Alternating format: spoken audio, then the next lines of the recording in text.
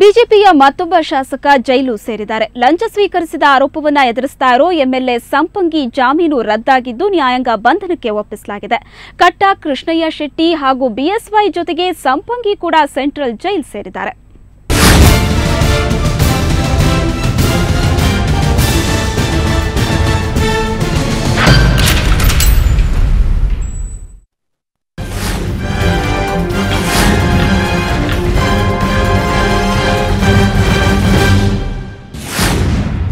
ರಾಜ್ಯ ಬಿಜೆಪಿ ನಾಯಕರ ಪಾಲಿಗೆ ಇದು ಮರೆಯದ ದೀಪಾವಳಿ. ಯಡಿಯೂರಪ್ಪ, ಕಟ್ಟ ಸುಬ್ರಹ್ಮಣ್ಯ ನಾಯ್ಡು, ಕೃಷ್ಣಯ್ಯ ಶೆಟ್ಟಿ ಬೆನ್ನ ಹಿಂದೆಯೇ ಮತ್ತೊಬ್ಬ ಶಾಸಕ ಜೈಲು ಪಾಲಾಗಿದ್ದಾರೆ. ಹಬ್ಬದ ಸಂಭ್ರಮ ಮಾಸುವ ಮುನ್ನವೇ ಕೆಜಿಎಫ್ ಶಾಸಕ ವೈ ಸಂಪಂಗಿ ಜೈಲು ಸೇರಿದ್ದಾರೆ. ಹಾಡಹಗಲೇ ಶಾಸಕರ ಭವನದಲ್ಲಿ ಲಂಚ ಸ್ವೀಕರಿಸುತ್ತಿದ್ದ ವೇಳೆ ಲೋಕಾಯುಕ್ತ ಕೆಡ್ಡಾಗೆ ಬಿದ್ದಿದ್ದ ಸಂಪಂಗಿ ಈಗ ಬರಪ್ಪನ ಅಗ್ರಹಾರ ಜೈಲು ಸೇರಿದ್ದಾರೆ. 2 ವರ್ಷಗಳ ಹಿಂದೆ ಸಂಪಂಗಿಗೆ ನೀಡಿದ ಜಾಮೀನನ್ನು ಲೋಕಾಯುಕ್ತ ವಿಶೇಷ ಕೋರ್ಟ್ ರದ್ದುಪಡಿಸುವ ಮೂಲಕ ಜೈಲು ಹಾದಿ ತೋರಿಸಿತು. ಪ್ರಕರಣದ ಸಾಕ್ಷ್ಯಗಳ ವಿಚಾರಣೆ ನಡೆಯುವವರೆಗೂ ಸಂಪಂಗಿ ನ್ಯಾಯಾಂಗ ಬಂಧನಕ್ಕೆ ಆದೇಶಿಸಿತು. ಎಲ್ಲದನ್ನು ಮನಗಂಡು ನ್ಯಾಯಾಲಯವು ಅವರು ಕಂಡೀಷನ್ ವಯೋಲೇಷನ್ ಆಗಿದೆ ಅಂತ ಹೇಳಿ, ಹಾಗಾಗಿ ಅವ್ರನ್ನ ಹೊರಗಡೆ ಇಟ್ಕೊಂಡಿದ್ದಾದ್ರೆ ಅವ್ರ ಸಾಕ್ಷಿದಾರರ ಮೇಲೆ ಪ್ರಭಾವ ಬೀರಬಹುದು. ಹಾಗಾಗಿ ಈಗೇನು ಪ್ರೈಮ್ ವಿಟ್ನೆಸಸ್ ಏನಿದ್ದಾರೆ ಅವರಿಬ್ಬರನ್ನ ಎಕ್ಸಾಮಿನೇಷನ್ ಆಗೋವರೆಗೆ ಇವರನ್ನ ಕಸ್ಟಡಿಗೆ ಒಪ್ಪಿಸಿದ್ದಾರೆ. ಅವ್ರು ಇದ್ರೆ ಹೊರಗಡೆ ಇದ್ರೆ ಜಾಮೀನು ಹೊಂದ್ಕೊಂಡು ಹೊರಗಡೆ ಇದ್ರೆ ನ್ಯಾಯಾಲಯದಲ್ಲಿ ಅವ್ರದ್ದು ಫೇರ್ ಅಂಡ್ ಫ್ರೀ ಟ್ರಯಲ್ ಆಗಲ್ಲ ಅನ್ನೋ ಒಂದು ಕಾರಣ ಮನಗಂಡು ನ್ಯಾಯಾಲಯವು ಅದನ್ನ ಬೇಲ್ನ ಕ್ಯಾನ್ಸಲ್ ಮಾಡಿದೆ. ಸಂಪಂಗಿಗೆ ನೀಡಿದ್ದ ಜಾಮೀನು ರದ್ದುಪಡಿಸಬೇಕು ಅಂತ ಲೋಕಾಯುಕ್ತ ಪೊಲೀಸರು ಹಾಗೂ ದೂರುದಾರ ಫಾರೂಕ್ ಮನವಿ ಮಾಡಿದ್ರು. ತಮಗೆ ಮಾನಸಿಕ ಹಾಗೂ ದೈಹಿಕ ಕಿರುಕುಳ ನೀಡುತ್ತಿದ್ದಾರೆಂದು ಫಾರೂಕ್ ಆರೋಪಿಸಿದ್ರು. ಕೊನೆಗೂ ಫಾರೂಕ್ ಮನವಿಯನ್ನ ಕೋರ್ಟ್ ಪುರಸ್ಕರಿಸಿತು. ಈ ಬಗ್ಗೆ ಪ್ರತಿಕ್ರಿಯಿಸಿದ ಫಾರೂಕ್ ಇದು ಸತ್ಯಕ್ಕೆ ಸಿಕ್ಕ ಜಯ ಅಂತ ಬಣ್ಣಿಸಿದ್ರು. ಬಟ್ ನನಗೆ ಆಗಿರೋ ಕಷ್ಟ ಅದು ನಾನು ಕೋರ್ಟ್ ಮುಂದೆ ಹೇಳಿದ್ದೀನಿ. ಈ 2.5 years ಇಂದ ಯಾವ ತರ ನನಗೆ ಹ್ಯಾರಾಸ್ಮೆಂಟ್ ಕೊಟ್ಟರು, ಇವರು ಲೈಫ್ ಥ್ರೆಟ್ ಕೊಟ್ಟರು, ಮನೆ ಒಳಗಡೆ ಆ ಪೊಲೀಸ್ನ ಮಿಸ್ಯೂಸ್ ಮಾಡಿ ಬಂದು ನಮ್ಮ ಮನೆ ಒಳಗಡೆ ವೆಪನ್ಸ್ ತಗೊಂಡು ಬರೋದು, ಈ ಒಂದು ಭಯದಿಂದ ನಮ್ಮ ತಾಯಿ ತೀರಿ ಹೋಗ್ಬಿಟ್ರು. ಅಷ್ಟಕ್ಕೂ ಸಂಪಂಗಿ ಲಂಚಕ್ಕಾಗಿ ಕೈಚಾಚಿದ್ದು ಕೆಜಿಎಫ್ನ ಉದ್ಯಮಿ ಫಾರೂಕ್ ಎಂಬುವವರಿಂದ. ಜಮೀನು ವಿವಾದ ಬಗೆಹರಿಸುವಂತೆ ಫಾರೂಕ್ ಸಂಪಂಗಿ ಮೊರೆ ಹೋಗಿದ್ರು. ಇದಕ್ಕಾಗಿ ಸಂಪಂಗಿ ಇಟ್ಟಿದ್ದು 5 ಲಕ್ಷದ ಬೇಡಿಕೆ. ಈ ಮೊದಲೇ ಸಂಪಂಗಿಯಿಂದ ಕಿರುಕುಳ ಅನುಭವಿಸಿದ್ದ ಫಾರೂಕ್ ಪಾಠ ಕಲಿಸೋದಕ್ಕೆ ಪ್ಲಾನ್ ಮಾಡಿದ್ರು. ಲೋಕಾಯುಕ್ತ ಪೊಲೀಸರ ಮೊರೆ ಹೋಗಿದ್ದ ಫಾರೂಕ್ ಅವರ ಸೂಚನೆ ಮೇರೆಗೆ ಸಂಪಂಗಿಗೆ 5 ಲಕ್ಷ ಹಣ ಕೊಡೋದಿಕ್ಕೆ ಒಪ್ಪಿಕೊಂಡ್ರು. ಶಾಸಕರ ಭವನದಲ್ಲೇ ಡೀಲಿಂಗ್ ನಡೆಸೋದಕ್ಕೆ ಸಂಪಂಗಿ ಒಪ್ಪಿಕೊಂಡಿದ್ರು. 50,000 ನಗದು, 4.5 ಲಕ್ಷದ ಚೆಕ್ ಅನ್ನ ಸಂಪಂಗಿಗೆ ಕೊಡ್ತಿದ್ದಂತೆ ಲೋಕಾಯುಕ್ತ ಪೊಲೀಸರು ರೆಡ್ ಹ್ಯಾಂಡ್ ಆಗಿ ಬಂಧಿಸಿದ್ರು.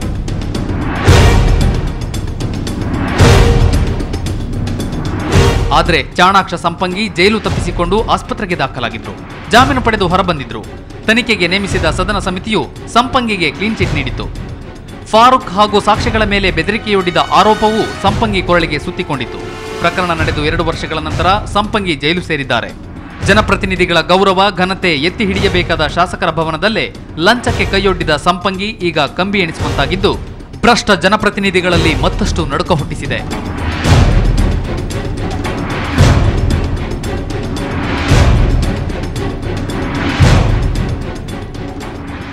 ಸಿ ಮಂಜುನಾಥ್, ಕ್ರೈಮ್ ಬ್ಯೂರೋ, ಸುವರ್ಣ ನ್ಯೂಸ್ 24/7. ರಾಜ್ಯದಲ್ಲಿ ಸರಿಯಾಗಿ ಪವರ್ ಇಲ್ಲ, ಆದರೂ ಕರೆಂಟ್ ಶಾಕ್ ಹೊಡೆಯುತ್ತೆ. ಇದು ಸಿಲಿಕಾನ್ ಸಿಟಿ ಜನರಿಗೂ ಅನ್ವಯವಾಗುತ್ತೆ.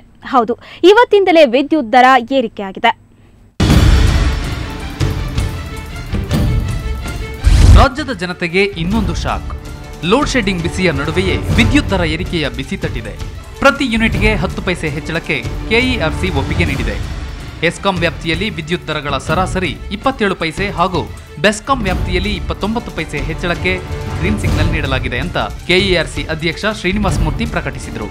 Regulatory asset for financial year 13 has been increased from 69.65 crores to 130 crores. The cap on short-term power purchase at ₹4 per unit continues in this case also. The tariff determined in this order shall come into effect for the electricity consumed from the first metering date falling on or after 28th October 2011, that is today. 2011-12ನೇ ಸಾಲಿನ ದರ ಪರಿಷ್ಕರಣೆಯ ವಿವರ ಇಲ್ಲಿದೆ. ನಗರ ಪ್ರದೇಶದ ಗೃಹ ಬಳಕೆದಾರರಿಗೆ ಪ್ರತಿ unit ವಿದ್ಯುತ್ ದರವನ್ನ ಮೊದಲು 30 ಯೂನಿಟ್ಗಳಿಗೆ 2.10 ಪೈಸೆಯಿಂದ 2.20 ಪೈಸೆಗೆ ಹೆಚ್ಚಿಸಲಾಗಿದೆ. 30ರಿಂದ 100 ಯೂನಿಟ್ಗಳಿಗೆ 2.20ರಿಂದ 2.40 ಪೈಸೆಗೆ ಏರಿಕೆ ಮಾಡಲಾಗಿದೆ.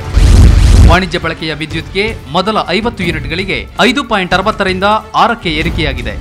50ಕ್ಕಿಂತ ಹೆಚ್ಚು ಯೂನಿಟ್ ಬಳಕೆಗೆ 60 ಪೈಸೆಗೆ ಏರಿಕೆಯಾಗಲಿದೆ. ಇನ್ನು ನಗರ ಪ್ರದೇಶದ ಕೈಗಾರಿಕಾ ಘಟಕಗಳಿಗೆ ಪ್ರತಿ ಯೂನಿಟ್ಗೆ 30 ಪೈಸೆ ಹೆಚ್ಚಳದ ಶಾಕ್ ನೀಡಿದೆ. ಇನ್ನು ಗ್ರಾಮೀಣ ಪ್ರದೇಶದಲ್ಲಿ ದರ ಏರಿಕೆ ಕೊಂಚ ಕಡಿಮೆ ಇದೆ. ಗೃಹ ಬಳಕೆಯ ವಿದ್ಯುತ್ ದರಗಳನ್ನು ಪ್ರತಿ ಯೂನಿಟ್ಗೆ 10 ಪೈಸೆಯಂತೆ ಏರಿಕೆ ಮಾಡಲಾಗಿದೆ. ನೀರಾವರಿ ಮತ್ತು ಪಂಪ್ಸೆಟ್ ಹಾಗೂ ನರ್ಸರಿ, ಕಾಫಿ, ಟೀ ತೋಟಗಳಿಗೆ ಬಳಸುವ ಪ್ರತಿ ಯೂನಿಟ್ ವಿದ್ಯುತ್ ದರವನ್ನು 15 ಪೈಸೆ ಹೆಚ್ಚಿಸಲಾಗಿದೆ. ಜೊತೆಗೆ ವಾಣಿಜ್ಯ ಬಳಕೆಯ ವಿದ್ಯುತ್ ಪ್ರತಿ ಯೂನಿಟ್ಗೆ 10 ಪೈಸೆ ಹೆಚ್ಚಳವಾಗಲಿದೆ. ಆದರೆ ಗ್ರಾಮೀಣ ಭಾಗದ ಕೈಗಾರಿಕೆಗೆ ಮಾತ್ರ ಯಾವುದೇ ರಿಯಾಯಿತಿ ನೀಡದೆ ನಗರ ಪ್ರದೇಶದಷ್ಟೇ ಪ್ರತಿ ಯೂನಿಟ್ಗೆ 30 ಪೈಸೆ ಹೆಚ್ಚಳ ಮಾಡಿದೆ. ವಿದ್ಯುತ್ ಉತ್ಪಾದನಾ ವೆಚ್ಚದ ಅಸಮರ್ಪಕ ನಿರ್ವಹಣೆ, ಹಣದ ಕೊರತೆ, ಸರಬರಾಜು ಕೊರತೆ ಹೀಗೆ ಸಮಸ್ಯೆಗಳ ಪಟ್ಟಿಯನ್ನೇ ಮುಂದಿಟ್ಟಿರೋ ಕೆಇಆರ್ಸಿ ಸಾಮಾನ್ಯ ಜನರ ಮೇಲೆ ದರ ಏರಿಕೆಯ ಬರೆ ಎಳೆದಿದೆ. Pavitra Shetty, Suvarna news 24/7 Bengaluru. Silicon city, garden city ಅಂತೆಲ್ಲ ಫೇಮಸ್ ಆಗಿರೋ ಬೆಂಗಳೂರು ಈಗ ಸೂಸೈಡ್ ಕ್ಯಾಪಿಟಲ್ ಆಗಿದೆ. ಹೌದು, ನಿಮಗೆ ಅಚ್ಚರಿಯಾದ್ರೂ ಇದು ಸತ್ಯ.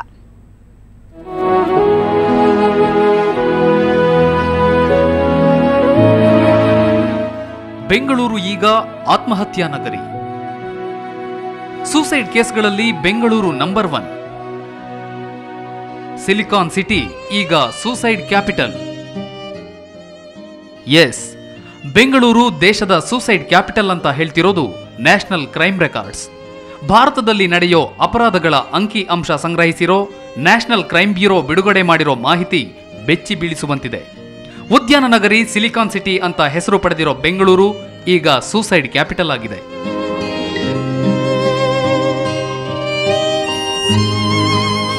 ರಾಷ್ಟ್ರದ ಇತರ ನಗರಗಳಿಗೆ ಹೋಲಿಸಿದ್ರೆ ಬೆಂಗಳೂರು ಮೊದಲ ಸ್ಥಾನದಲ್ಲಿದೆ. ಹೌದು, 2009ರ ಅಂಕಿ ಅಂಶಗಳು ಇದನ್ನ ದೃಢಪಡಿಸುತ್ತವೆ. 2009ರಲ್ಲಿ 2167 ಆತ್ಮಹತ್ಯೆಗಳು ಬೆಂಗಳೂರಲ್ಲಿ ನಡೆದಿವೆ. ಎರಡನೇ ಸ್ಥಾನದಲ್ಲಿರೋ ಚೆನ್ನೈನಲ್ಲಿ ಈ ಸಂಖ್ಯೆ 1412. ಇನ್ನು ರಾಷ್ಟ್ರ ರಾಜಧಾನಿ 3ನೇ ಸ್ಥಾನದಲ್ಲಿದ್ದು ಇಲ್ಲಿ 1215 ಸೂಸೈಡ್ ಕೇಸ್ಗಳು ದಾಖಲಾಗಿವೆ. ಇಷ್ಟೇ ಅಲ್ಲದೆ 2010ರ ಸಮೀಕ್ಷೆಯಲ್ಲೂ ಬೆಂಗಳೂರು ಮೊದಲ ಸ್ಥಾನವನ್ನ ಬಿಟ್ಟುಕೊಟ್ಟಿಲ್ಲ. 2010ರಲ್ಲಿ ಒಟ್ಟು 1228 ಜನ ತಾವೇ ಸಾವಿಗೀಡಾಗಿದ್ದಾರೆ. ಈ ರೀತಿ ಆತ್ಮಹತ್ಯೆಗೆ ಕಾರಣ ಏನು ಅಂತ ನೋಡಿದ್ರೆ ಒತ್ತಡದ ಜೀವನ ಅನ್ನೋ ಉತ್ತರ ಸಿಗುತ್ತೆ. ವಿದ್ಯಾಭ್ಯಾಸ ಇಲ್ಲ ಅಂದರೆ ಈ ನಗರದಲ್ಲಿ ನನಗೆ ಭವಿಷ್ಯನೇ ಇಲ್ಲ ಅನಿಸೋವಂಥದ್ದು. ಇಲ್ಲದೇ ಅವನು ಸೆಕ್ಯೂರಿಟಿನೋ ಕೂಲಿ ಕೆಲಸನ ಮಾಡಬೇಕಾಗುತ್ತೆ. ಕನ್ನಡ ಮೀಡಿಯಮಲ್ಲಿ ಓದೋರ್ಗಂತೂ ಇನ್ನೇನು ಇಲ್ಲವೇ ಇಲ್ಲ.